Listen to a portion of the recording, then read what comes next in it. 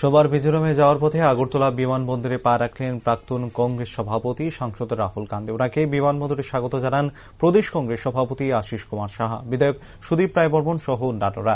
বক্তব্য রাখতে গিয়ে বিধায়ক সুদীপ রায় বর্মন বলেন, প্রচারে মিজোরাম যাওয়ার পথে আগরতলায় আসেন তিনি। পরবর্তী সময়ে আগামী মঙ্গলবার মিজোরাম থেকে ফেরার পরে আবার আগরতলা হয়ে দিল্লি যাবেন। উনি আসার আগে কংগ্রেসের সকল সদস্যদের ডেকে নেন বিমানবন্দরে। তারপর সকলে মিলে কিছু সাংগঠনিক আলাপ আলোচনা করেন সেখানে। তার পাশাপাশি ত্রিপুরার মানুষের খোঁজখবর নিলেন তিনি এবং আশ্বাস প্রদান করেন নির্বাচনের পর দুদিনের জন্য তিনি ত্রিপুরায় আসবেন। তবে সাংবাদিকদের প্রশ্নের উত্তরে সাংগঠনিক কি আলাপ আলোচনা হয়েছে তা জানাতে একদমই রাজি ছিলেন না বিধায়ক সুদীপ রায় বর্মন।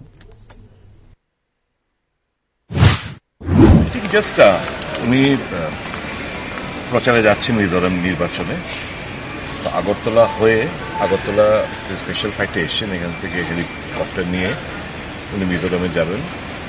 কালকে আবার বিকেলবেলা ফিরে আসবেন, আগরতলা হয়ে আবার দিল্লি যাবেন। তো উনি যখন এসছেন আমাদের বার্তা দিয়েছেন এসো কয়েকজনের সঙ্গে একটু কথাবার্তা বলবো। তো আমরা এসেছিলাম, কথাবার্তা সাংগঠনিক ব্যাপারে একটু কথাবার্তা হয়েছে, খুব একটা না। আর ত্রিপুরা খোঁজখবর নিলেন, ত্রিপুরার মানুষ কিরকম আছে, এবং উনি আমাদের আশ্বস্ত করছেন 5 রাজ্য নির্বাচনের পর উনি ত্রিপুরায় দুদিনের জন্য আসবেন। সাংগঠনিক বিষয়ে কি আলোচনা হয়েছে? না, আমাদের এটা দলীয় ব্যাপার, সংগঠন কি পর্যায়ে চলছে, নতুন কি করা উচিত সবটা ব্যাপারে বলেছেন।